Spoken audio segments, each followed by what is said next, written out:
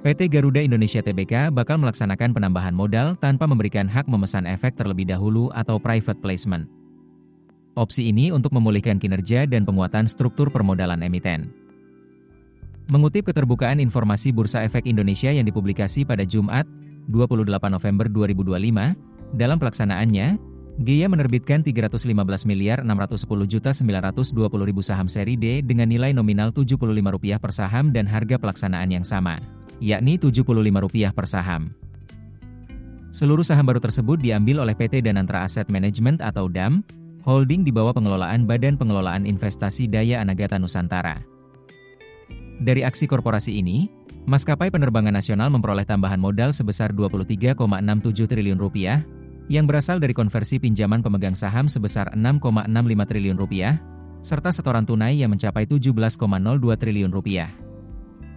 Dari hasil penerbitan saham baru, sebesar 36,78% digunakan untuk pembiayaan modal kerja dan operasional perseroan, yang meliputi pembayaran biaya perawatan dan perbaikan pesawat.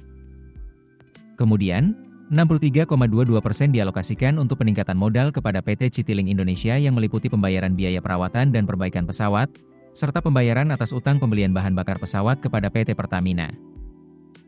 GIA sendiri telah mengajukan permohonan pencatatan saham baru kepada PT Bursa Efek Indonesia sejak 20 November 2025. Penerbitan dan pendistribusian saham kepada DAM dijadwalkan berlangsung pada 5 Desember 2025, diikuti pencatatan saham hasil PMTH METD di BEI pada 8 Desember 2025. Pada tanggal yang sama, Garuda Indonesia juga menyampaikan laporan pelaksanaan PMTH METD.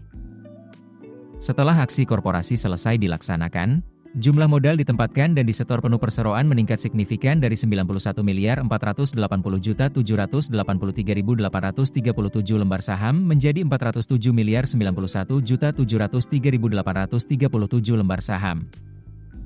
Untuk diketahui, pelaksanaan private placement dilakukan berdasarkan hasil keputusan Rapat Umum Pemegang Saham Luar Biasa pada 12 November 2025. Kemudian persetujuan Menteri Badan Usaha Milik Negara pertanggal 23 Juni 2025 perihal persetujuan restrukturisasi untuk penyehatan GIA, serta persetujuan Presiden melalui Surat Menteri Sekretaris Negara Nomor B299, MD1HK 020206, 2025 tanggal 20 Juni 2025.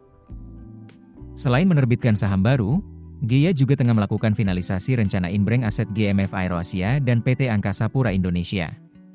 Langkah strategis ini diyakini akan memperkuat fondasi bisnis GMF sekaligus meningkatkan ketahanan likuiditas Garuda Indonesia Group.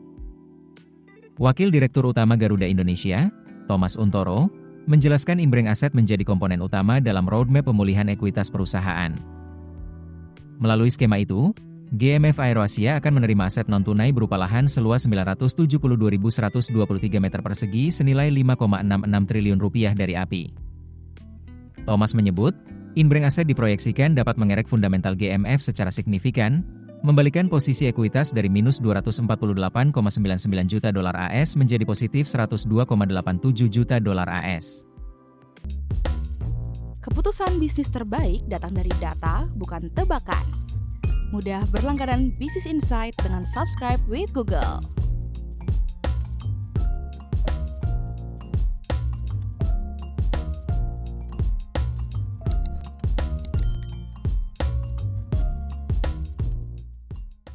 Download aplikasi Kontan sekarang di App Store atau Play Store.